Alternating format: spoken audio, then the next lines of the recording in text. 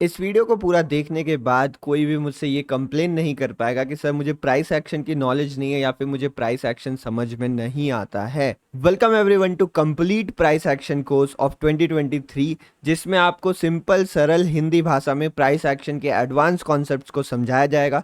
अगर आप बिगिनर हैं, आपने अभी ट्रेडिंग स्टार्ट करी है, या फिर आप एक एक्सपीरियंस ट्रेडर हैं और अपने कॉन्सेप्ट्स को रिवाइज करना चाहते हैं, तो ये वीडियो आपके लिए परफेक्ट होने वाली है। इसमें सारे बेसिक से लेके एडवांस प्राइस एक्शन कॉन्सेप्ट्स को डिस्कस किया जाएगा। वीडियो स्टार्ट करने से पहले कुछ ज़रूरी चीज़ें बता देना चाहता हूं कि इसमें जितने भी इंपॉर्टेंट कॉन्सेप्ट्स हैं उनको प्रॉपर्ली डिस्कस किया गया है, तो आप इस टेंशन में मत रहेगा कि ये इनकम्प्लीट है। इसमें आपको कंप्लीट एक इन्फॉर्मेशन दी जा रही है।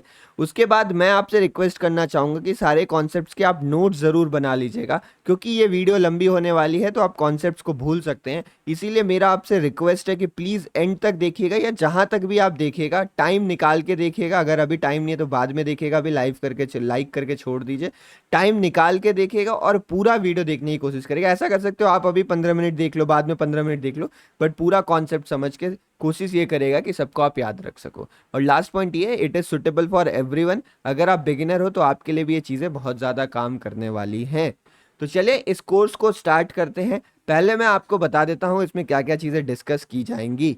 नमस्ते, मेरा नाम है शिवम मिश्रा। आप सभी का फियरलेस ट्रेडर शिवम चैनल में स्वागत है। अगर वीडियो पसंद आएगी तो लाइक कर दीजिएगा, और आपको पढ़ाने का समझाने का तरीका अच्छा लगता है, आप ऑप्शन ट्रेडिंग सीखना चाहते हैं, इंट्राडे ट्रेडिंग सीखना चाहते हैं, तो आप चैनल को सब्सक्राइब भी कर सकते हैं।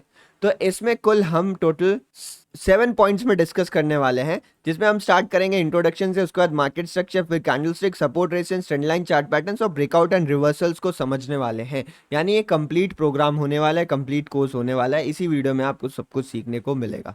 चलिए अब बिना समय गवाए हुए, बिना कुछ वक्त बर्बाद किए कोर्स को स्टार्ट करते हैं और सीखने की कोशिश करते हैं। मुझे उम्मीद है आप सभी को सारी चीज़ें समझ में आएंगी। फिर भी कोई डाउट रहता है तो आप नीचे कमेंट सेक्शन में बेझिझक पूछ सकते हैं। तो chapter number 1, introduction to price action. Price action को समझने के लिए आपको सबसे पहले यह समझना पड़ेगा कि प्राइस एक्शन बेसिकली होता क्या है। एक कहावत आपने सुनी होगी बहुत लोगों के मुंह से कि भाव ही भगवान होता है, यानी मार्केट में जो भगवान है वो भाव है। भाव मतलब प्राइस। तो सबसे इंपॉर्टेंट चीज हम किसी भी भाव को मानते हैं, प्राइस को मानते हैं। तो इसी प्राइस के बिहेवियर को समझना, ये प्राइस कैसे मूव करता है, उसके बिहेवियर को समझने को हम प्राइस एक्शन स्टडी कहते हैं। देखो, ट्रेडिंग करने के बहुत सारे तरीके होते हैं, लेकिन जो प्राइस एक्शन का मेथड होता है वो सबसे ज्यादा इफेक्टिव और सबसे ज्यादा कारगर पता है क्यों इसे कह रहा हूं मैं? क्योंकि किसी भी मार्केट स्ट्रक्चर में, किसी भी कैसी भी सिचुएशन रहे ना, प्राइस एक्शन आपको जरूर कुछ ना कुछ बताएगा। अगर आप कोई इंडिकेटर यूज करते हैं तो वो सर्टेन चीजों में काम करेगा, सर्टेन टाइम फ्रेम्स पे वर्क करेगा, कुछ फिक्स रूल्स रहेंगे। लेकिन प्राइस एक्शन बहुत ही ज्यादा फ्लेक्सिबल है और आपको मार्केट की ट्रू रियलिटी बताता है। आपको मैं एक बेसिक डेफिनेशन की मदद से समझाना चाहूंगा कि क्यों प्राइस एक्शन इतना इंपॉर्टेंट होता है सीखना और जानना। अब देखो, मार्केट में जो प्राइस होता है, किसी भी एक इंस्ट्रूमेंट का अगर प्राइस है, वो कैसे मूव करता है? वो मूव करता है ऑर्डर्स की मदद से, सप्लाई डिमांड की मदद से। अगर ऑर्डर ज्यादा है तो वो प्राइस, मतलब लोग उसे खरीदना चाह रहे हैं तो वो ऊपर जाएगा, लोग बेचना चाह रहे हैं तो नीचे जाएगा। मतलब अगर उसकी डिमांड ज्यादा है तो वो ऊपर जाएगा। जैसे नॉर्मल किसी का भी भाव मूव करता है, उसी तरीके से मार्केट में भी शेयर्स का प्राइस मूव करता है। तो कहीं ना कहीं प्राइस मूवमेंट के पीछे कौन रिस्पॉन्सिबल है? प्राइस मूवमेंट्स के पीछे जो रिस्पॉन्सिबल होता है वो होता है साइकोलॉजी ऑफ ट्रेडर्स। जो लाखों करोड़ों ट्रेडर्स एक साथ मार्केट में ट्रेड कर रहे हैं, उनकी साइकोलॉजी क्या सजेस्ट कर रही है, उसी को हम प्राइस एक्शन कहते हैं। और आप एक चीज समझने की कोशिश करेगा कि आप मान लो अपने परिवार के ही 2 लोगों को ले लेना, कोई भी अपने 2 लोगों को ले लेना, और उनके ही सोच में कितना डिफरेंस होगा। किसी को कुछ पसंद होगा, किसी को कुछ पसंद होगा। मतलब मैं इतना कहना चाह रहा हूं कि जो ये लाखों करोड़ों ट्रेडर्स बैठे रहते हैं ना, उनके बीच में बहुत ज्यादा रैंडमनेस होती है, बहुत ज्यादा रैंडमनेस होती है। कोई कहीं बाइंग कर रहा है, कोई कहीं सेलिंग कर रहा है, लेकिन इसी रैंडमनेस के कारण एक पैटर्न निकल के आता है, जो पैटर्न ओवरऑल मार्केट की साइकोलॉजी को बताता है। मतलब ये कुछ ये कर रहा है, मतलब ऐसे रैंडम चीजें हैं, ये इंडिविजुअल जो डॉट्स हैं वो रैंडम है, बट अगर आप ओवरऑल इनको देखोगे तो एक पैटर्न नजर आएगा, और उसी पैटर्न की स्टडी को हम यहाँ पर प्राइस एक्शन कहते हैं। तो मुझे नहीं लगता कि अब आपको ये डाउट रह गया होगा प्राइस एक्शन क्या होता है, इसका नाम प्राइस एक्शन क्यों है। तो इस कोर्स में हम प्राइस एक्शन को समझने वाले हैं, प्योर चार्ट रीडिंग को समझने वाले हैं, बिना किसी इंडिकेटर एंड अदर स्टफ्स को देखे हुए। Welcome to chapter number 2। Chapter number 1 basic था, इसलिए जल्दी खत्म हो गया, लेकिन आगे के चैप्टर्स थोड़े लंबे रहने वाले हैं, तो इसीलिए नोट्स बनाते हुए चलिएगा।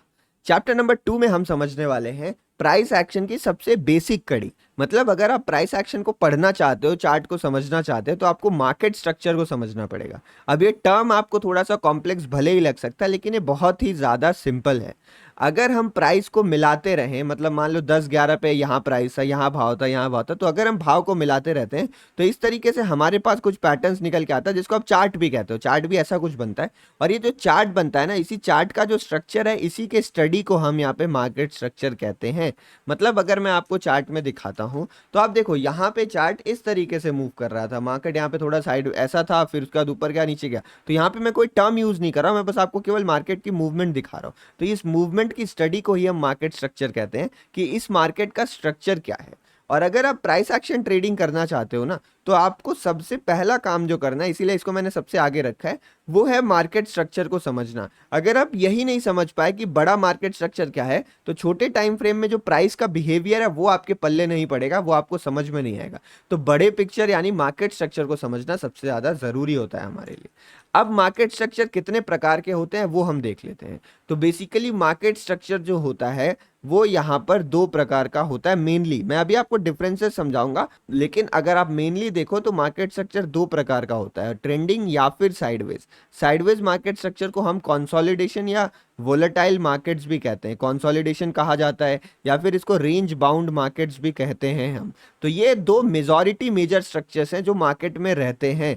अब ट्रेंडिंग और साइडवेज स्ट्रक्चर्स क्या हैं, इनके बारे में समझते हैं। तो अगर हम यहाँ पे ट्रेंडिंग स्ट्रक्चर को देखते हैं, तो ट्रेंडिंग स्ट्रक्चर बेसिकली वो मार्केट स्ट्रक्चर होता है जब मार्केट में एक बड़ी मूवमेंट आ रही हो, मार्केट किसी एक पॉइंट से चल के दूसरे पॉइंट में तेजी से पहुंच रहा है, यानी मार्केट के पास एक क्लियर डायरेक्शन है, चाहे वो ऊपर की हो या नीचे की हो, लेकिन एक क्लियर डायरेक्शन है और उसी डायरेक्शन की तरफ मार्केट तेजी से बढ़ रहा है। तो ऐसे मार्केट स्ट्रक्चर को हम यहाँ पर ट्रेंडिंग कहते हैं। अब आप सोच रहे हो कि सर मार्केट स्ट्रक्चर जानने की जरूरत क्यों है, तो इस क्यों का जवाब आपको आगे आने वाले चैप्टर्स में मिल जाएगा, कि किस तरीके से बहुत सारी स्ट्रैटेजीज और सेटअप्स इसी पे बेस्ड होते हैं कि मार्केट स्ट्रक्चर क्या चल रहा है।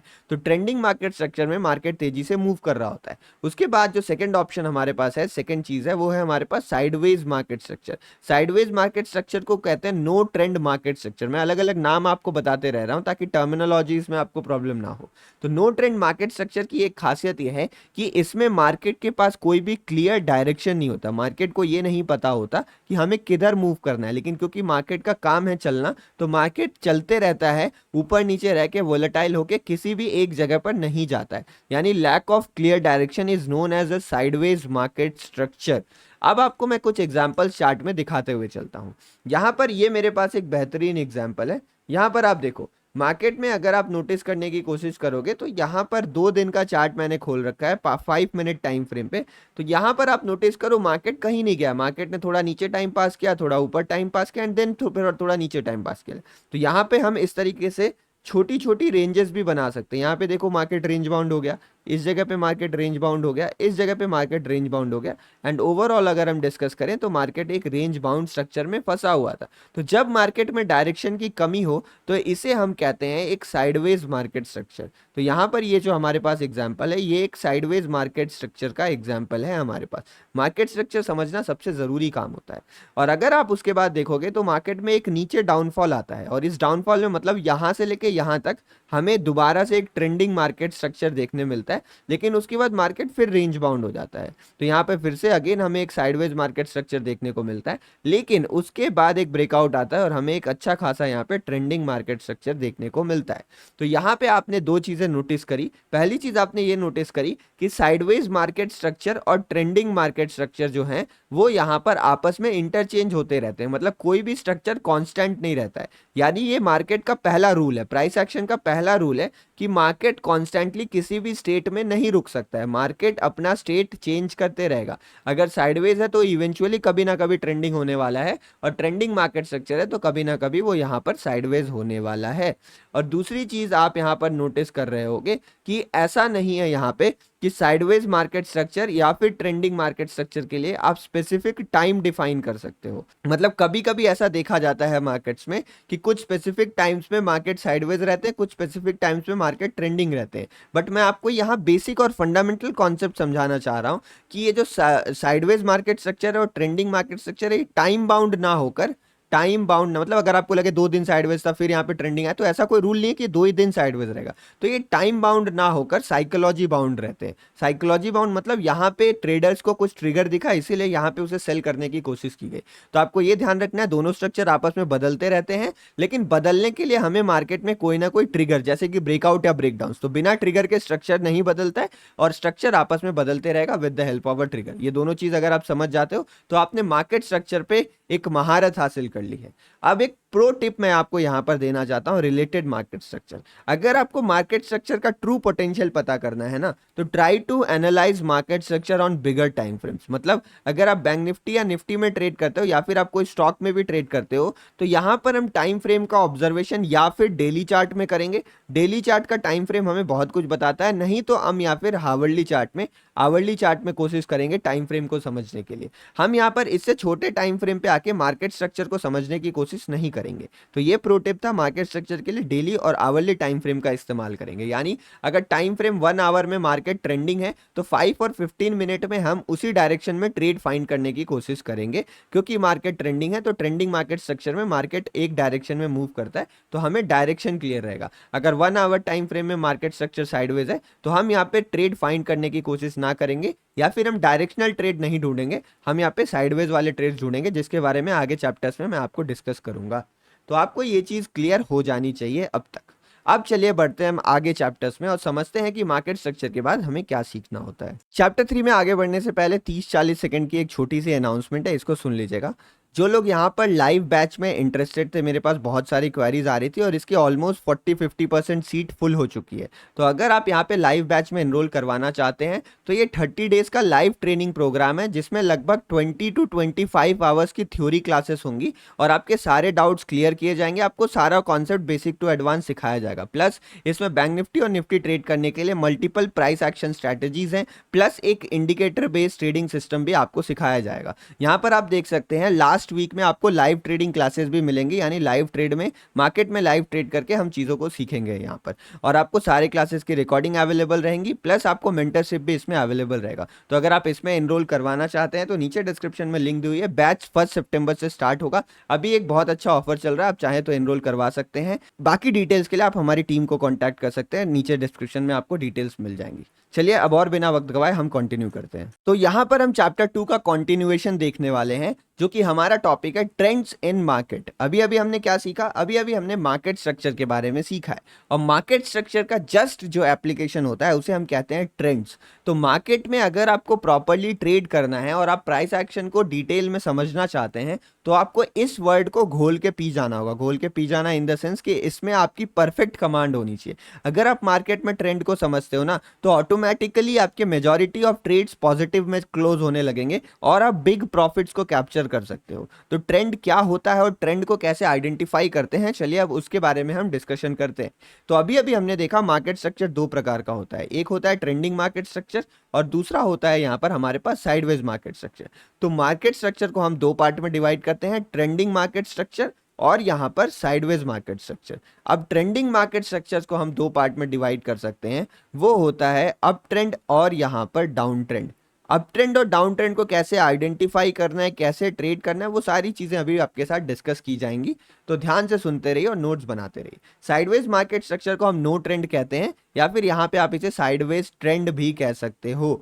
आप देखो, अगर आपको प्राइस एक्शन ट्रेड करना है ना, तो हमने प्राइस एक्शन की डेफिनेशन क्या देखी थी उसको समझने की कोशिश करेगा। प्राइस एक्शन की डेफिनेशन जो आपके साथ डिस्कस की गई है वो है क्या है? Behaviour of price. Behaviour of price मतलब भाव किस तरीके से मूव कर रहा है उसको आपको समझना है, उसकी स्टडी को हम प्राइस एक्शन कहते हैं। तो ये बिहेवियर अगर आप देखो ना कुल मिला जुला के, तो 3 प्रकार का ही होता है। There are only 3 type of price behaviours, those are up trend, down trend and sideways. तो इन तीनों प्रकार के बिहेवियर को अगर हम डीप में स्टडी कर लेते हैं तो हमारा लगभग मेजॉरिटी ऑफ काम काफी आसान हो जाता है यहाँ पे। तो चलिए मैं आपको एक एक ट्रेंड के बारे में थोड़ा थोड़ा इंफॉर्मेशन देता हूँ और ये बताता हूँ कि आप ट्रेंड को आइडेंटिफाई कैसे कर सकते हो। तो यहाँ पर हम सबसे पहले ट्रेंडिंग मार्केट स्ट्रक्चर के 2 ट्रेंड्स के बारे में समझेंगे, जो कि है अप ट्रेंड और डाउन ट्रेंड।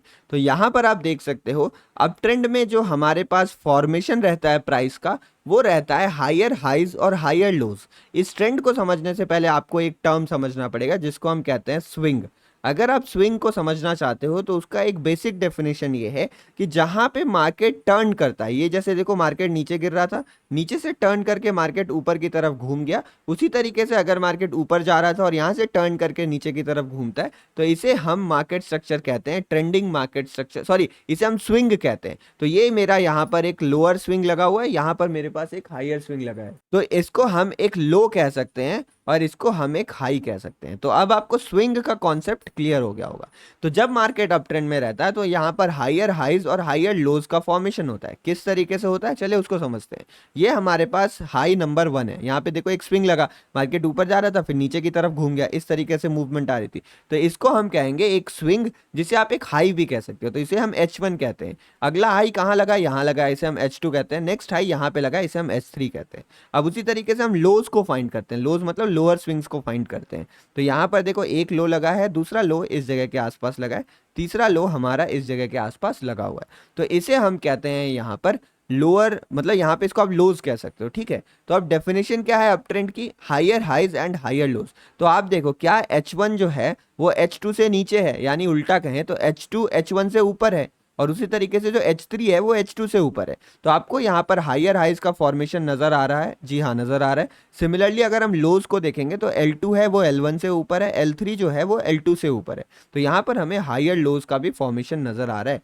तो जब हायर हाई और हायर लोज का प्राइस बिहेवियर हमें नजर आए तो हम उसे यहाँ पर अप ट्रेंड कहेंगे। सिमिलरली अगर हमें यहाँ पर लोअर हाइज और लोअर लोज का प्राइस बिहेवियर नजर आता, देखो यहाँ पे प्राइस ऊपर जा रहा था फिर यहाँ से नीचे गिर गया, तो यहाँ पे एक हाई क्रिएट हुआ, तो इसको हम H1 कहते हैं, इसको हम H2 कहते हैं, और इसको हम यहाँ पर H3 कहते हैं। सिमिलरली इसको अगर हम यहाँ पर L1 कहेंगे, इसको L2 कहेंगे, इसको L3 कहेंगे। तो यहाँ पर लोअर हाइज H2 H1 से नीचे है, H3 H2 से नीचे, लोअर हाइज और लोअर लोज का फॉर्मेशन हो रहा है, जो कि है डेफिनेशन ऑफ डाउन ट्रेंड। तो अप ट्रेंड और डाउन ट्रेंड का आइडेंटिफिकेशन आपको यहाँ पर समझ में आ गया होगा। अब चलिए हम चार्ट में देख लेते हैं और समझते हैं कि क्या है। तो यहाँ पर हम चार्ट को यहाँ से लेके यहाँ तक कंसिडर करने वाले हैं। ये हम सारी एनालिसिस 5 मिनट टाइम फ्रेम पे कर रहे हैं, क्योंकि यहाँ पर मैं आपको इंट्राडे में परफेक्ट बनाना चाहता हूँ।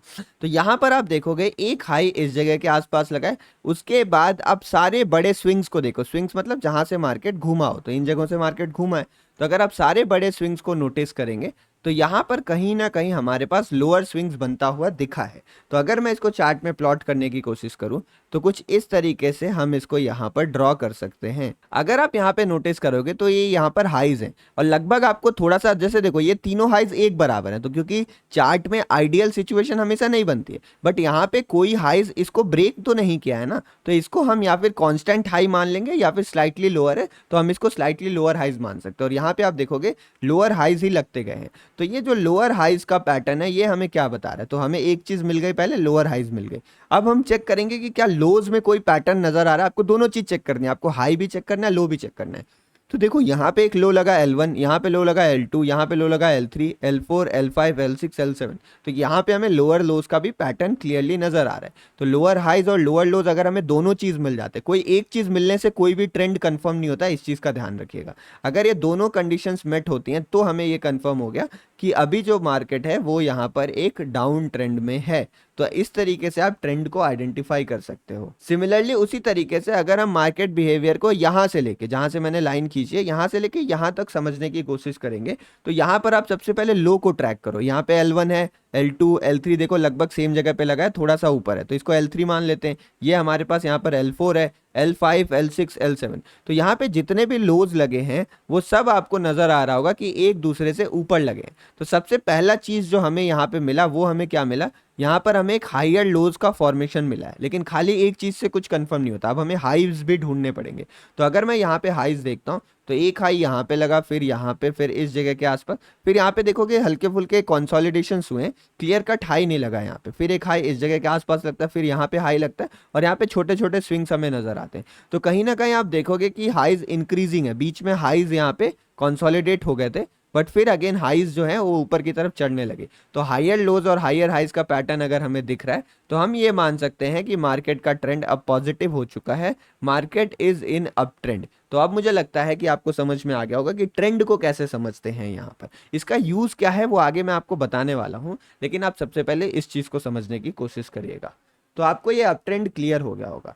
अब हम डिस्कस करते हैं अपने तीसरे प्रकार के ट्रेंड के बारे में, जो है यहाँ पे साइडवेज ट्रेंड। इसको समझना उतना ही जरूरी है जितना आपने दोनों को समझा, क्योंकि मैक्सिमम टाइम मार्केट में आपको एक साइडवेज ट्रेंड देखने को मिलेगा। तो देखिए साइडवेज ट्रेंड कहाँ होता है। साइडवेज ट्रेंड का सिंपल डेफिनेशन है ना, जहां पे आपको कोई हायर हाई या फिर हायर लो या फिर लोअर हाई लोअर लो का पैटर्न ना नजर आ रहा हो। यानी जो ऊपर के लिए दो कंडीशंस हमने डिसाइड करी, उन दोनों में से अगर आपको कोई भी कंडीशन नजर ना आए ना, यानी आप यहाँ पे ये मान सकते हो same level of highs and low, जो स्विंग्स बन रहे हैं वो लगभग सेम ही लेवल पे बन रहे हैं, तो आप मान सकते हो मार्केट साइडवेज है। या फिर यहाँ पे कंफ्यूजन या फिर आप कह सकते हो volatility between highs and lows, जो भी स्विंग्स बन रहे हैं वो वोलेटाइल लग रहे हैं। मतलब पहला एग्जांपल क्या हुआ, इस तरीके से आपको हाई लो के स्विंग्स अगर नजर आ रहे हैं, ये आइडियल कंडीशन है, तो इसको हम यहाँ पे कहेंगे कि मार्केट साइडवेज है। अगर मान लो आपको इस तरीके से नजर आ रहा है, ठीक है, यहाँ पे अगर इस तरीके से आपको स्विंग्स नजर आ रहे हैं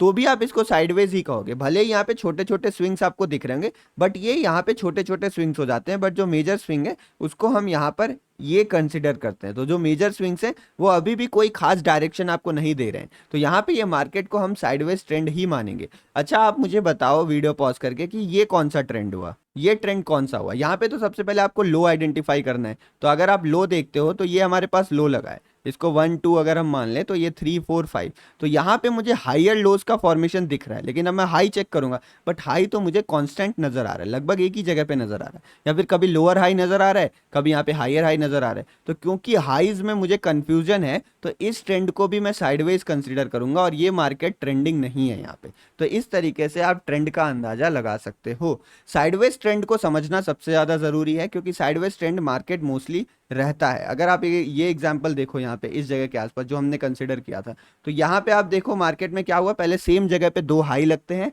और सेम जगह पे दो लो लगते हैं। उसके बाद क्या होता है, मार्केट थोड़ा सा यहाँ ऊपर जाता है, फिर यहाँ पे एक हाई बनाता है, दोबारा आके उसी जगह पे हाई बन जाता है, फिर यहाँ पे लो बनता है, थोड़ा सा नीचे आता है, फिर देखो जहाँ प्रीवियस लोज लग रहे थे वहीं वापस से लो लगने लगे। तो इस तरीके से ये वाला जो कंसोलिडेशन है, जहाँ पे क्लियर कट हाई और लोज के डायरेक्शंस नहीं है, उसको हम यहाँ पे साइडवेज ट्रेंड कहते हैं। तो आई होप अब आपको समझ में आ गया होगा ट्रेंड क्या होता है, ट्रेंड को कैसे आइडेंटिफाई किया जाता है।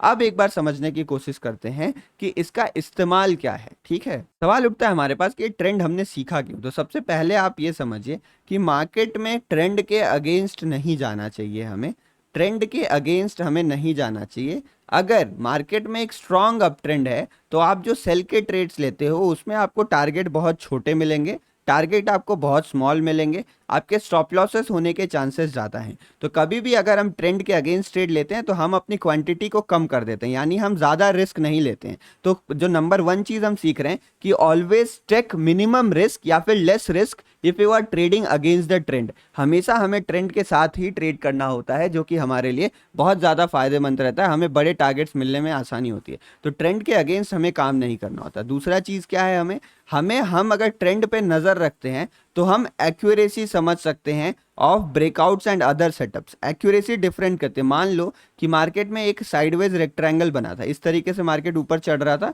और यहाँ पे मार्केट में एक साइडवेज आपको रेक्टेंगल बनता हुआ दिखा। अब इसके ब्रेकआउट की एक्यूरेसी आप कैसे जज करोगे? तो क्योंकि मार्केट का ट्रेंड यहाँ पे पॉजिटिव है, मैं और थोड़ा पीछे ड्रॉ कर देता हूँ, क्योंकि मार्केट का ट्रेंड पॉजिटिव है तो जो अपसाइड ब्रेकआउट है उसके चांसेस ज़्यादा हैं, तो वहाँ पर हम रिस्क जो है वो थोड़ा बड़ा ले सकते हैं। लेकिन डाउन साइड में चांसेस कम है, तो यहाँ पर हम रिस्क छोटा लेंगे। तो इस तरीके से अगर आप ट्रेंड समझते हो तो अपना कोई भी सेटअप या स्ट्रैटेजी है आप उसको फिल्टर कर सकते हो डायरेक्शन आइडेंटिफाई करने के लिए। तो मार्केट में आपको हमेशा डायरेक्शन क्लियर रहेगा, आपका व्यू क्लियर रहेगा अगर आप ट्रेंड को समझते हो तो। तीसरी चीज क्या है, यहाँ पर मार्केट अगर साइडवेज ट्रेंड में है तो आप यहाँ पे रिवर्सल ट्रेड आराम से ले सकते हो। जैसे कि मैंने आपको कहा कि अगर ट्रेंडिंग स्ट्रॉन्ग ट्रेंडिंग मार्केट है तो ट्रेंड के अगेंस्ट मत जाइए, आप अपनी एक्यूरेसी को ठीक ठाक मैनेज कर लोगे अगर आप ट्रेंड के साथ रहोगे तो। लेकिन अगर मार्केट साइडवेज है ना, तो जनरली हम ट्रेंड के अगेंस्ट या फिर रिवर्सल ट्रेड्स को प्लान करते हैं। रिवर्सल क्या होता है अगर आपको नहीं पता तो आगे इसी वीडियो में हमने डिस्कस किया, आप बने रहिए, आपको सारी इन्फॉर्मेशन इसमें आपको मिल जाएगी। तो हम रिवर्सल ट्रेड्स को प्लान करते हैं अगर हमारे ट्रेंड की जो ट्रेंड है वो क्लैरिटी ना हो, साइडवेज ट्रेंड हो, तो हम रिवर्सल ट्रेड्स को प्लान करते हैं। बाकी सारे ट्रेड्स में हम कॉन्टिन्यूएशन ट्रेड्स को ढूंढते हैं। ये सारी चीज़ की डिस्कशन आगे आपको मिल जाएगी यहाँ पे। तो ट्रेंड जानने के ये फायदे होते हैं। अब तीसरा और सबसे ज़रूरी चीज़ ये है, मैं आपको बता दूं कि ट्रेंड चेंज होते रहता है। ये हमने देखा था, ट्रेंड चेंज होते रहता है, अभी मैंने आपको समझाया था। तो ट्रेंड चेंज किस तरीके से होता है, एक बार मैं आपको वो बता देता हूँ। इस तरीके से मार्केट अगर ऊपर की तरफ जा रहा है तो कभी ना कभी ऐसा टाइम आएगा जब मार्केट साइडवेज हो सकता है, उसके बाद ऐसा हो सकता है मार्केट नीचे आ जाए। तो इसीलिए अगर आप यहाँ पे देखोगे तो ये मार्केट का अप ट्रेंड एरिया था, यहाँ पे जो स्विंग्स थे वो क्लियर नहीं दिख रहे थे हमें, स्विंग्स यहाँ पे कंफ्यूजिंग हो गए, तो ये साइडवेज एरिया हो गया और ये डाउन ट्रेंड एरिया हो गया। तो हमेशा ये दिमाग में रखना चाहिए कि ट्रेंड जब तक चल रहा है तब तक बढ़िया है, लेकिन ट्रेंड कैन चेंज। तो जब ट्रेंड बदलता है तो ट्रेंड के साथ अपना व्यू बदलना भी जरूरी होता है। तो ये था हमारा ट्रेंड और मार्केट स्ट्रक्चर से रिलेटेड कंप्लीट चैप्टर। अब आगे वाले चैप्टर्स में हम समझेंगे बाकी सारी चीज़ें। मुझे उम्मीद है आपको ये वीडियो पसंद आ रही होगी, बहुत ज़्यादा मेहनत लगी इसको बनाने में। ये वीडियो भले ही आपको जितना भी टाइम दिख रहा है ना, उससे 5-6 घंटे ज़्यादा लग जाते हैं सारी चीज़ें प्लान करने में और रिकॉर्ड करने में। तो प्लीज़ वीडियो को लाइक कर दीजिएगा और अपने दोस्तों के साथ शेयर ज़रूर करिएगा ताकि वो भी इस चीज़ को सीख सकें। तो चलिए अब स्टार्ट करते हैं chapter number 3, candlesticks. Market trend और मार्केट स्ट्रक्चर समझने के बाद जो दूसरी सबसे बड़ी बेसिक चीज़ हमारे पास आती है वो है कैंडलस्टिक। आप जो ये चार्ट देख रहे हो, ये चार्ट बेसिकली बना ही कैंडलस्टिक से है। इस चार्ट में जो सबसे बेसिक स्ट्रक्चर आपको नजर आ रहा है, ये जो चीज़ें नजर आ रही हैं, इसको हम कैंडलस्टिक्स कहते हैं। और इन कैंडलस्टिक्स को समझना बहुत ज़्यादा ज़रूरी है अगर आप यहाँ पे ट्रेड लेना चाहते हैं। मार्केट के बिहेवियर को समझना, मार्केट के व्यू को बनाने के लिए आपको मार्केट स्ट्रक्चर की नॉलेज होना बहुत ज़्यादा ज़रूरी है। लेकिन छोटे टाइम फ्रेम पे अपनी एंट्रीज को टाइम करने के लिए और प्रॉपर एक अंडरस्टैंडिंग बिल्ड करने के लिए आपको ये समझना ज़रूरी है कि कैंडलस्टिक्स किस हिसाब से बिहेव कर रही हैं और हर एक कैंडलस्टिक का क्या मतलब होता है। बेसिकली यहाँ पर हम कैंडलस्टिक के साइकोलॉजी को समझने की बात कर रहे हैं कि हर एक कैंडलस्टिक्स के पीछे बायर्स और सेलर्स की क्या साइकोलॉजी छुपी हुई है, इसको समझना बेहद ज़रूरी होता है। तो स्टार्ट हम बेसिक से करेंगे, लेकिन ज़्यादा वक्त हम एडवांस चीज़ों में थोड़ा गुजारने वाले हैं। तो यहाँ पर आप देखोगे मेरे पास दो तरीके की कैंडल है। इसको हम मान लेते हैं कि इस कैंडल का कलर यहाँ पे रेड है, तो इस कैंडल को हम एक रेड कैंडल कहते हैं। और इसका कलर अगर हम एक ग्रीन मान ले तो इसका कलर यहाँ पे हमारे पास ग्रीन कैंडल है। अगर आप देखोगे इस रेड कैंडल को बियरिश कैंडल भी कहा जाता है। बियरिश मतलब जो नीचे है। ऐसा माना जाता है कि जो बियर होता है, भालू होता है, वो नेगेटिविटी का एक प्रतीक माना जाता है स्टॉक मार्केट में। एंड जो बुल होता है उसे हम पॉजिटिविटी को रिफर करने के लिए मानते हैं। तो यहाँ पे ये ग्रीन को हम बुलिश भी कहते हैं। तो बुल को बुलिश आप मान लो और बियर फॉर बियरिश आप इसको मान सकते हो।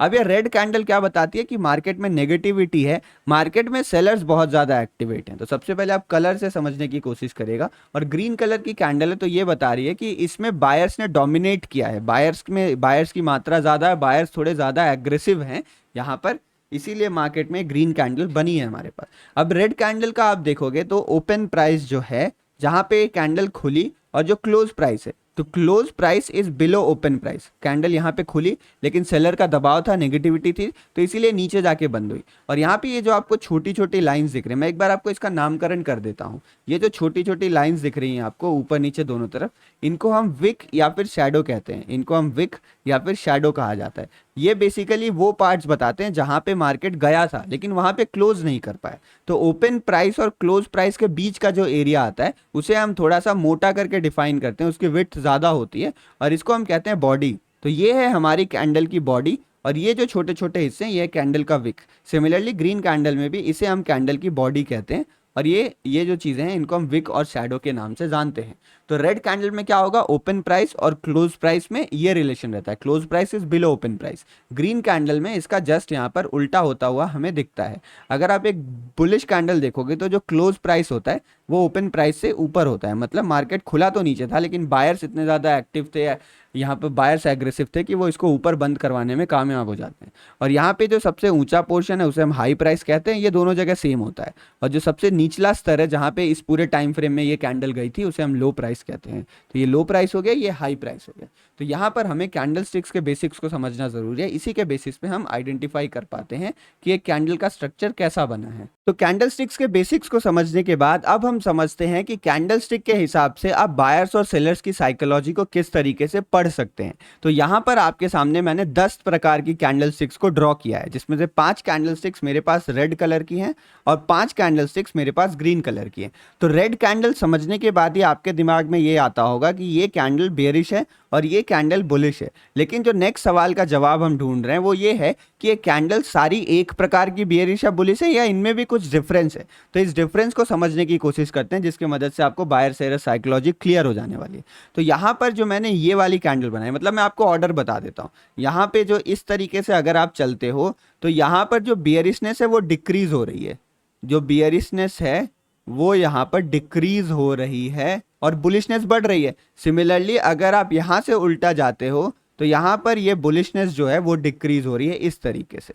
तो यहाँ पे जो बुलिशनेस है वो यहाँ पर डिक्रीज हो रही है। तो सबसे ज्यादा बियरिश कैंडल कौन है? वो है ये वाली कैंडल। अगर आपको चार्ट में कभी ऐसी कैंडल दिखे, कैंडलस्टिक पैटर्न्स अभी हम डिस्कस करेंगे लेकिन उससे पहले आप इसको समझिए। अगर आपको कभी ऐसी कैंडल दिखे तो आप समझ जाओ मार्केट में सेलर्स बहुत ज्यादा एक्टिव हैं और हो सकता है नेगेटिव साइड में प्राइस मूवमेंट आपको देखने को मिले।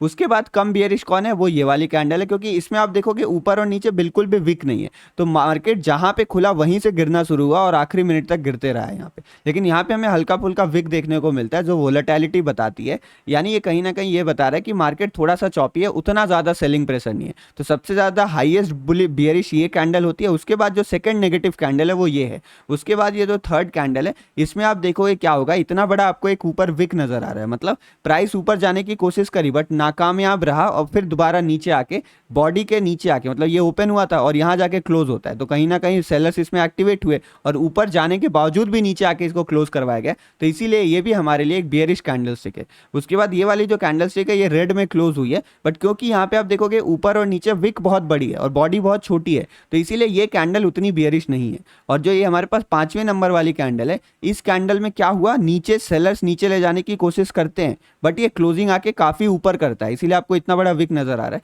तो इसीलिए इस कैंडल को कुछ लोग तो पॉजिटिव भी कंसिडर करने लगते हैं। तो कुल मिला जुला के आप देखोगे तो ये जो तीन कैंडल हैं, ये जो तीन कैंडल हैं, ये जो शुरू की तीन कैंडल बना रखी है मैंने, ये तीनों कैंडल, तो अगर हम इसे एडवांस कॉन्सेप्ट को फॉलो करें तो ये जो तीन कैंडल्स हैं, ये तीन कैंडल्स को हम बियरिश कैटेगरी में रख सकते हैं। ये वाली कैंडल जो है वो इनडिसीजन कैंडल है, मतलब इससे हमें कुछ खास आइडिया नहीं लगता है। और ये वाली कैंडल है ये हल्की बुलिश कैटेगरी में चली जाती है कि ये कैंडल थोड़ी बुलिश हो गई, मतलब सेलर्स यहाँ पे नाकामयाब रहे। तो ये सेलर्स का डोमिनेंस, ये मार्केट में एक इनडिसीजन या फिर नो क्लैरिटी, और ये कहीं ना कहीं बताता है सेलर का फेलियर। इसको आप बाइंग कैंडल नहीं कह सकते बट ये कह सकते हैं कि सेलर इसमें फेल हुए। सिमिलर कॉन्सेप्ट यहाँ भी लागू होता है। ये जो तीन कैंडल्स हैं ये बायर की डोमिनेंस वाली कैंडल है और ये वाली कैंडल इनडिसीजन वाली कैंडल है और ये वाली जो कैंडल है यहाँ पे हम इसको बायर का फेलियर कह सकते हैं कि यहाँ पे बायर फेल होते हुए आपको नजर आए हैं।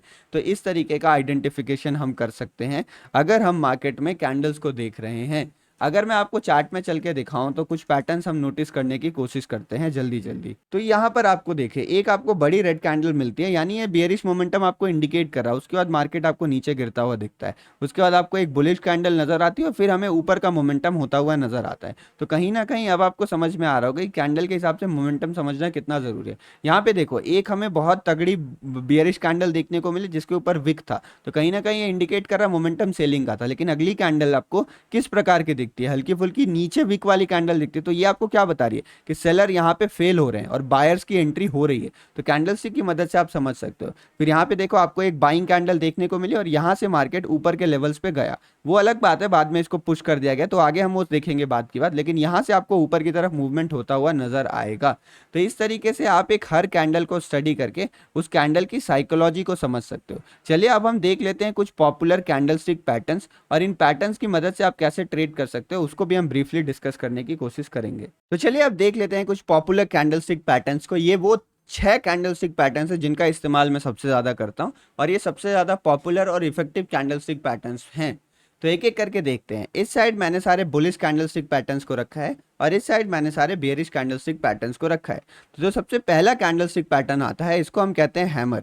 अगर मार्केट डाउन ट्रेंड में है, मतलब नीचे की तरफ आया है और वहां पे आपको अगर ऐसी एक पिन बार टाइप कैंडल दिखती है तो इसके बाद मार्केट ऊपर जाने की कोशिश करता है। इसमें हम एंट्री कैसे बना सकते हैं, जो प्रीवियस कैंडल है उसका हाई क्लोज होते ही हम एंट्री ले सकते हैं और इस कैंडल का लो हमारा स्टॉप लॉस रहता है। टारगेट हम 1:1 या फिर 1:2 का प्लान करके चल सकते हैं। ये कैंडलस्टिक होती है हैमर। उसके बाद जो नेक्स्ट कैंडलस्टिक पैटर्न है उसे हम कहते हैं बेयरिश, सॉरी ये क्योंकि ग्रीन कैंडल है तो इसे हम यहाँ पे बुलिश एनगल्फिंग पैटर्न कहेंगे। बुलिश एनगल्फिंग पैटर्न की क्या खासियत होती है कि यहाँ पे मार्केट में एक ग्रीन कैंडल रेड कैंडल को पूरी तरीके से कवर कर लेती है। देखो आप, ये रेड कैंडल छोटी सी है और इसको पूरी तरीके से इस ग्रीन कैंडल ने कवर कर लिया है। तो यहाँ पे देखो ग्रीन कैंडल ये भी बनी है, बट इसने प्रीवियस रेड कैंडल को कवर नहीं किया है, तो इसलिए ये परफेक्ट एग्जाम्पल नहीं है। परफेक्ट एग्जाम्पल ये है, और अगर ये प्रीवियस कैंडल के हाई को ब्रेक कर रहा है, हम एंट्री बना सकते हैं, और जो लो है वो हमारा स्टॉप लॉस रहेगा। और जो थर्ड कैंडल है, इसको हम कहते हैं यहाँ पर morning star pattern. Morning star pattern इसको हम कहते हैं। मॉर्निंग स्टार पैटर्न मुझे काफ़ी पसंद है, क्योंकि इसमें रेड कैंडल बनती है, फिर एक डोजी बनता है, और एक इंस्टेंट रिवर्सल आता है with the help of a green candle. तो जैसे ही ये इस रेड कैंडल के हाई को ब्रेक करता है, हम यहाँ पर एंट्री बना सकते हैं, और ये लो हमारा स्टॉप लॉस रहेगा। तो ये एक सिंगल कैंडल स्टिक पैटर्न है, और ये एक दो कैंडल का मिला हुआ पैटर्न है। दो कैंडल मिलके ये पैटर्न बनता है, और जो मॉर्निंग स्टार है वो तीन कैंडल मिलके एक पैटर्न बनता है। तो यहाँ पे 1, 2 और 3 कैंडल पैटर्न्स को भी हमने समझ लिया। सिमिलरली इसका ऑपोजिट जो सेलिंग साइड में है, उसे हम कहते हैं शूटिंग स्टार। तो ये मेरे पास एक शूटिंग स्टार कैंडलस्टिक पैटर्न है, जो कि काफ़ी ज़्यादा बेयरिश मानी जाती है। अप ट्रेंड के बाद अगर ये टॉप पे बनती है, तो यहाँ पे हमें अच्छी खासी सेलिंग देखने को मिलती है।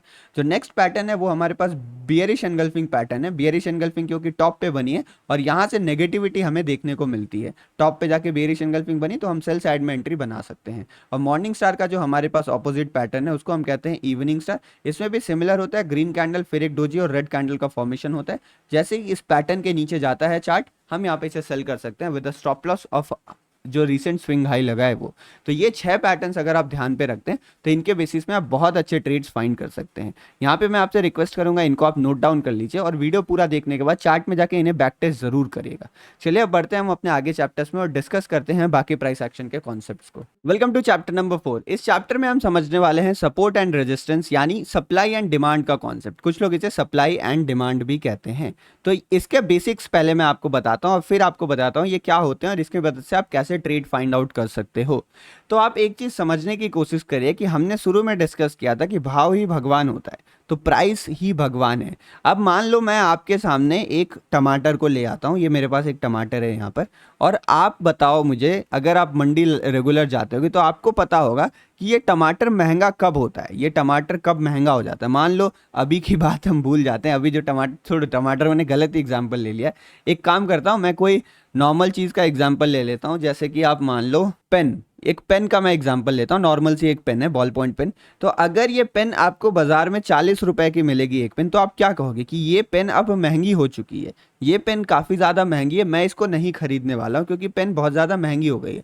और अगर ये पेन सस्ती हो जाएगी, मान लो 5 रुपए की हो गई, तो आप ही क्या कहोगे, ये पेन अभी बहुत ज़्यादा सस्ती है, तो आप इसको ज़्यादा मात्रा में खरीदना चाहोगे। अगर 5 रुपए, तो आप सोचोगे अरे पेन इतनी सस्ती हुई है, चलो मैं खरीद के रख लेता हूँ, मेरे काम तो आने ही वाली है, तो आप इस पेन को खरीद के रख लोगे। लेकिन अगर ये पेन महंगी रहेगी तो आप खरीदने में इंटरेस्टेड नहीं रहोगे। अब मान के चलते हैं, ये एक बायर का पर्सपेक्टिव हो गया। बायर मतलब आप खरीदार हो, तो ये आपका पर्सपेक्टिव हो गया। क्या पर्सपेक्टिव हो गया, आप सस्ती चीज़ों को खरीदना चाहते हो। बट मान लो एक दुकानदार है, दुकानदार तो बेच रहा है ना, तो वो क्या सोचेगा, अरे ये पेन तो मैंने 10 रुपए की खरीदी थी और अब इतनी महंगी हो गई 40 रुपए में, चलो मैं ज़्यादा पेन ही बेचता हूँ, मुझे 30 रुपए का मुनाफा होगा।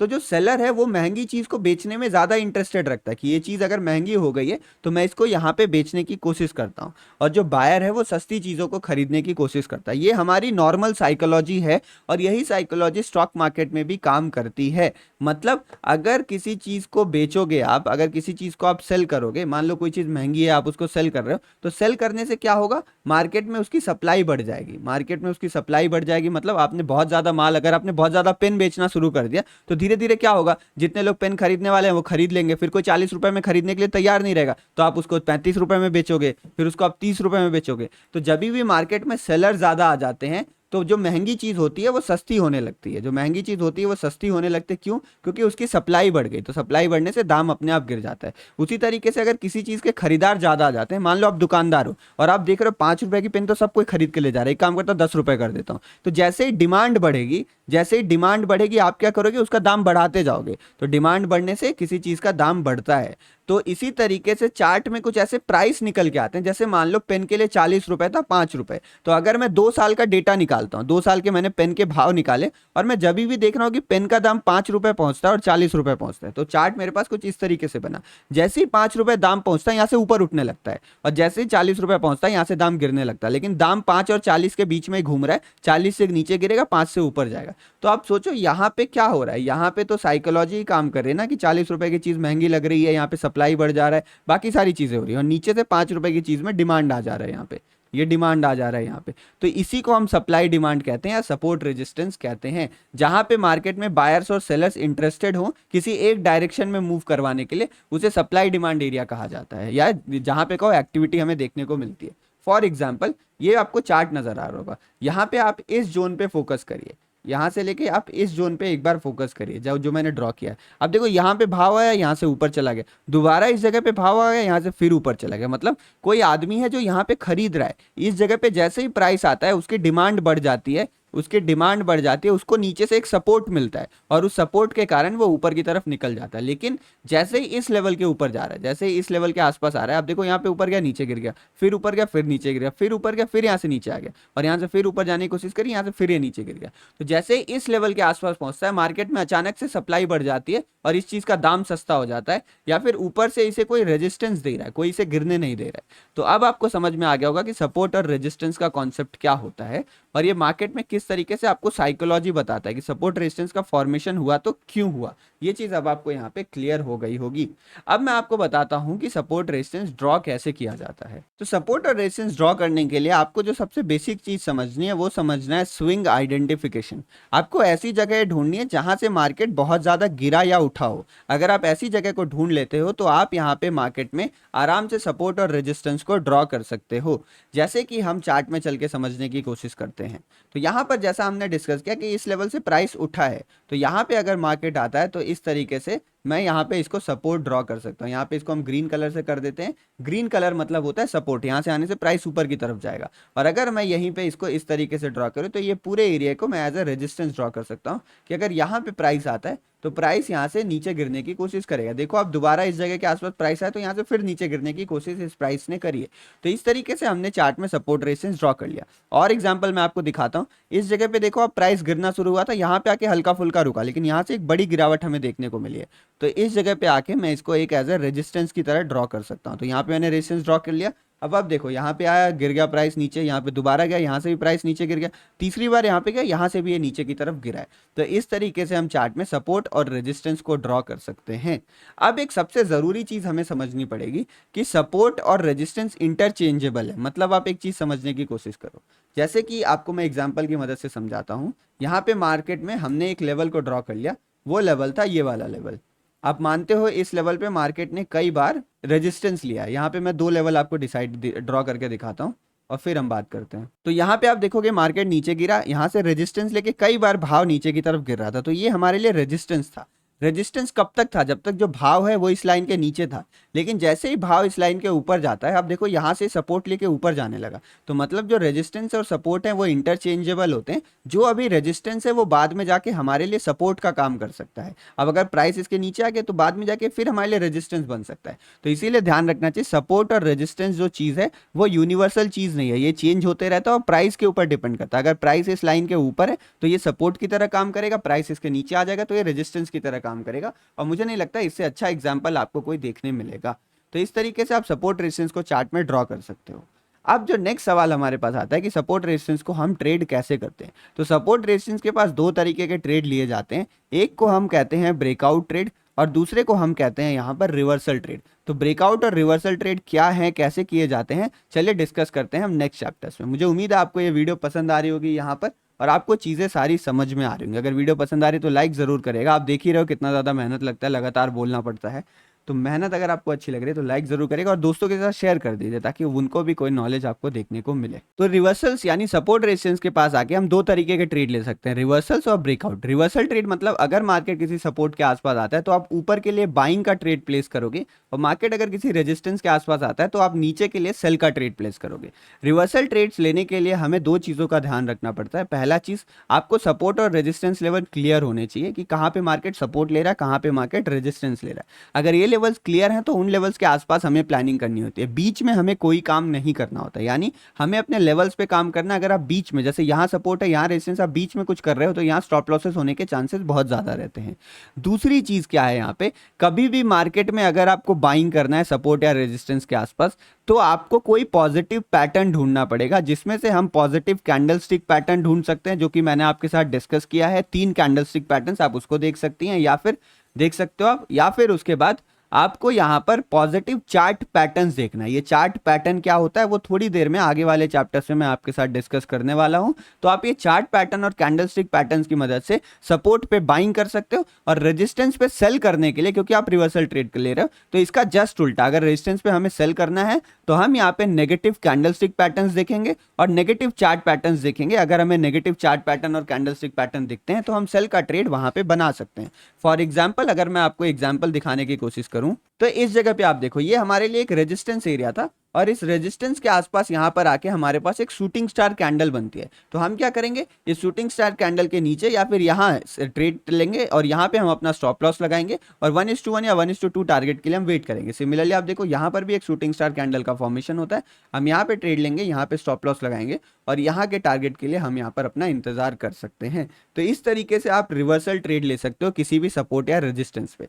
अब बात करते हैं हम ब्रेकआउट ट्रेड्स के बारे में। तो ब्रेकआउट ट्रेड्स वो होते हैं जब मार्केट किसी सपोर्ट या रेजिस्टेंस को ब्रेक कर देता है। मान लो ये रेजिस्टेंस एरिया है और यहाँ पे मार्केट आता है और इसको यहाँ पे टच करके इसको तोड़ के ऊपर निकलना चाहता है, तो इसको हम ब्रेकआउट ट्रेड कहते हैं। ब्रेकआउट ट्रेड से पहले आपको कुछ चीज़ें ध्यान रखनी पड़ेंगी कि मार्केट में जितना बार कोई लेवल टच होता है, फॉर एग्जांपल जो हम एग्जांपल लेके चल रहे हैं, यहाँ पर आप देखो मार्केट पहली बार इस लेवल के आसपास जाता है, यहाँ से पहली बार जाता है नीचे गिर जाता है, दूसरी बार कोशिश करता है नीचे गिर जाता है, तीसरी बार भी नीचे गिर जाता है, बट जब चौथी बार जाता है तब ये ब्रेकआउट करके ऊपर निकल जाता है। मतलब जितनी बार किसी एक लेवल को टच करेगा ना, मान लो ये दीवार है, आप इसको आके ठोकर मारो, एक बार मारोगे कुछ नहीं होगा, 2 बार 3 बार 4 बार 5 बार, कभी ना कभी तो ये दीवार टूट जाएगी।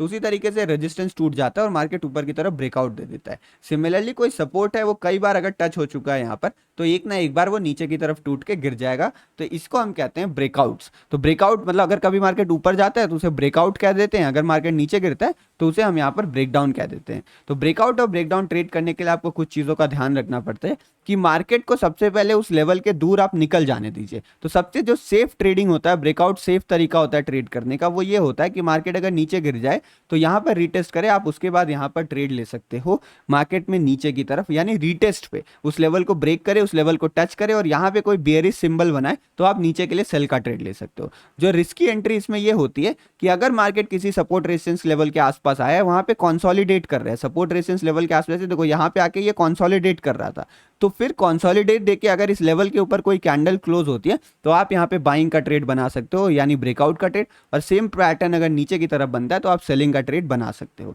अगर आप इस एरिया में ट्रेड नहीं ले पाते हो तो अगर मार्केट ब्रेकडाउन कर चुका है तो ब्रेकडाउन करने के बाद नीचे आके आपको कोई पैटर्न बनता हुआ दिख रहा है तो भी आप यहाँ पे सेल कर सकते हो। मतलब मार्केट अब आपके लिए बेयरिश हो गया, अब आप यहाँ पे सेल का ट्रेड प्लान कर सकते हो।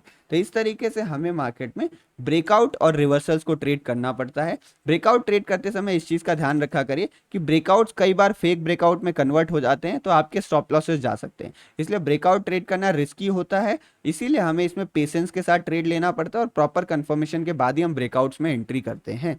तो इस चीज का आपको ध्यान रखना पड़ेगा। तो सपोर्ट रेजिस्टेंस समझने के बाद अब आप सभी का स्वागत है चैप्टर नंबर 5 में, जहां हम समझने वाले हैं ट्रेंड लाइंस को। ट्रेंड लाइंस को सपोर्ट रेजिस्टेंस का एक्सटेंशन माना जाता है, इसे हम डायनामिक सपोर्ट रेजिस्टेंस कहते हैं। यानी अगर आप सपोर्ट रेजिस्टेंस को देखोगे तो वो एक हॉरिजॉन्टल लाइन होती है या एक हॉरिजॉन्टल जोन होता है। हम जनरली जोन ड्रॉ करना प्रेफर करते हैं रादर देन अ लाइन।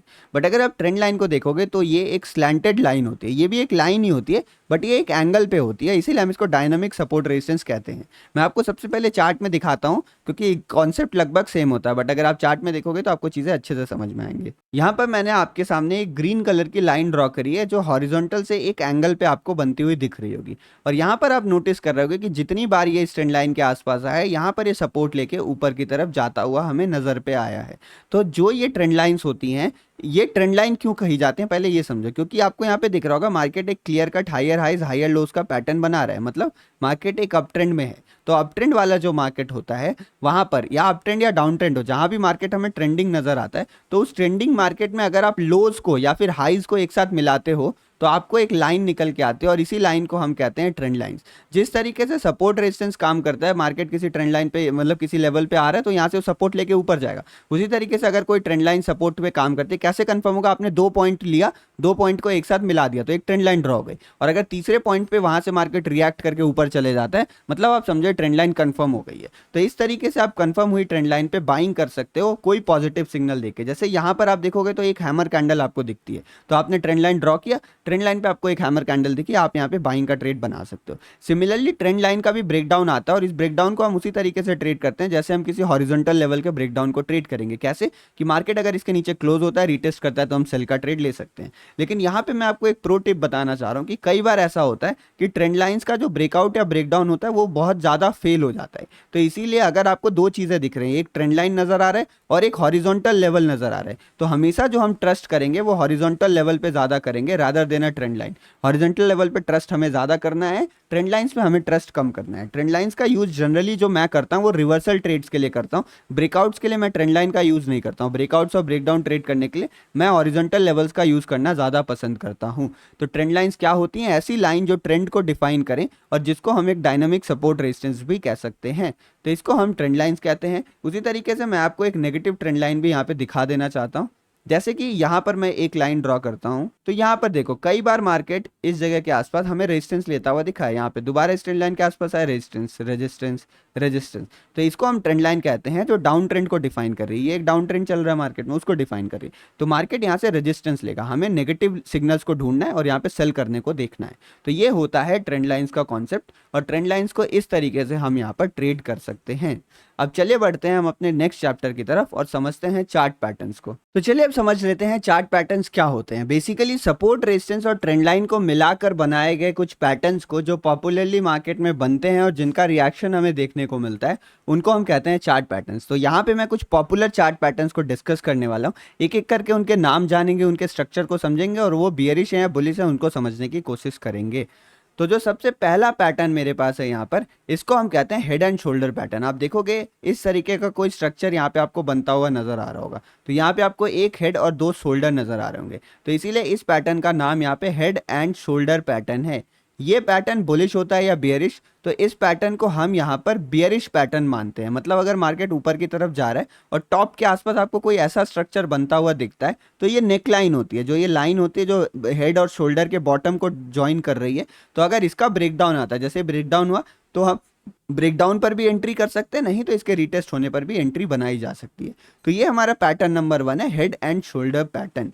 उसके बाद जो हम पैटर्न डिस्कस करने वाले हैं ये भी एक बेयरिश पैटर्न है और इसको डबल टॉप पैटर्न कहा जाता है। डबल टॉप यानी एक एम पैटर्न के नाम से भी इसको जाना जाता है। तो ये मार्केट हमारा ऊपर की तरफ गया, यहाँ से नीचे आया और फिर यहाँ पे ये रेजिस्टेंस लेके नीचे की तरफ गिरता हुआ हमें नजर आ रहा है। तो आप देखोगे यहाँ पे लगभग एक साथ दो हाई बने हैं। ये जो दो हाई बने ये बता रहे हैं कि मार्केट में बायर सब इसको ऊपर ले जाने में सक्षम नहीं है और मार्केट नीचे की तरफ गिर सकता है। ये ब्रेकडाउन आया और उसके बाद आपको एक बड़ी मोमेंटम नीचे की तरफ देखने को मिली।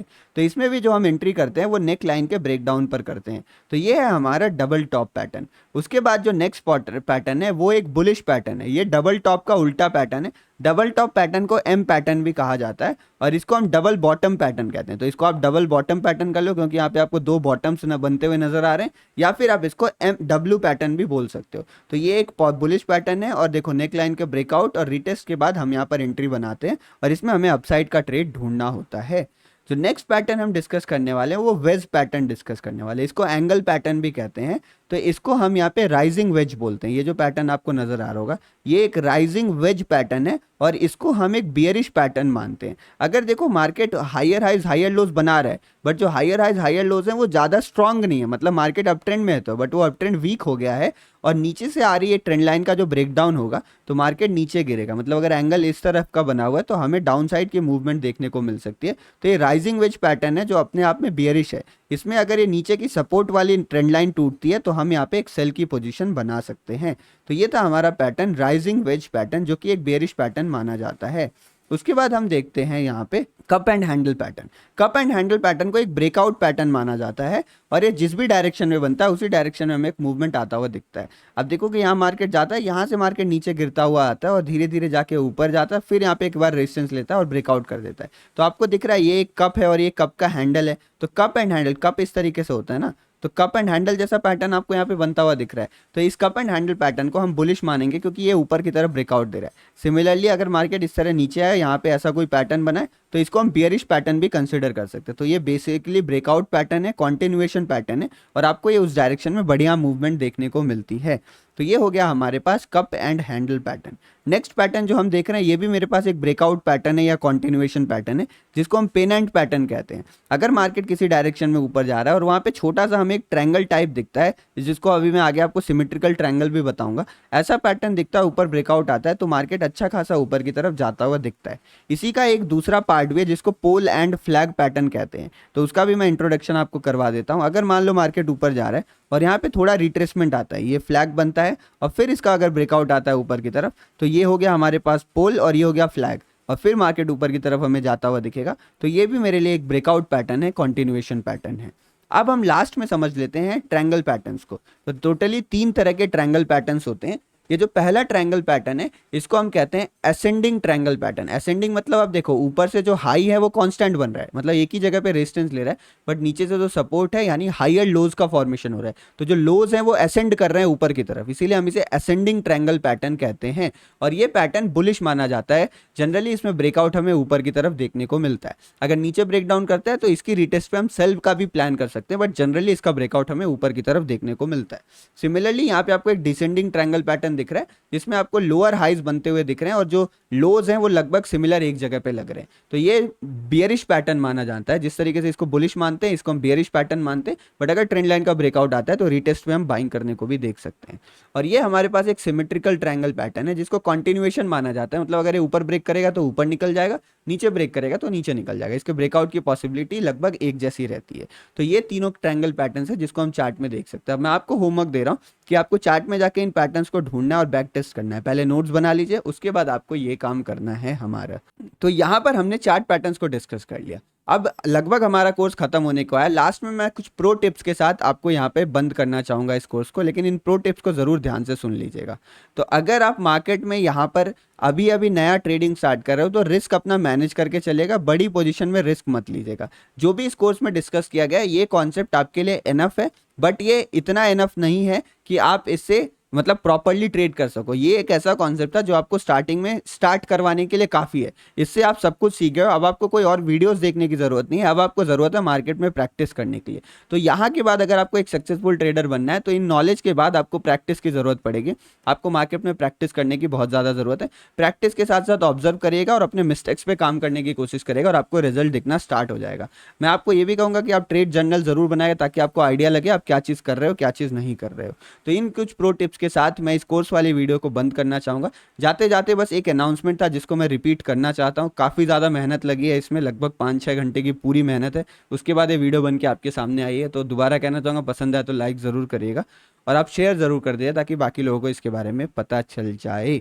तो चलिए अब मैं आपको फाइनली बता देता हूँ क्या वो अनाउंसमेंट है। तो जैसा कि हम डिस्कस कर रहे थे कि अगर आप दोबारा, मैं रिपीट कर देना चाहता हूँ कि देखो 1 घंटे 1.5 घंटे में मैंने आपको बहुत कुछ सिखा दिया, लेकिन 1-1.5 घंटे में सब कुछ सिखा पाना पॉसिबल नहीं होता है। तो इसीलिए यहाँ पर ये 20-25 मतलब पूरा कंप्लीट 30 डेज़ का लाइव ट्रेनिंग प्रोग्राम है। इस ट्रेनिंग प्रोग्राम की फ़ीस बहुत ही मिनिमम रखी है मैंने, फ़ीस तो आपको पता चल जाएगी।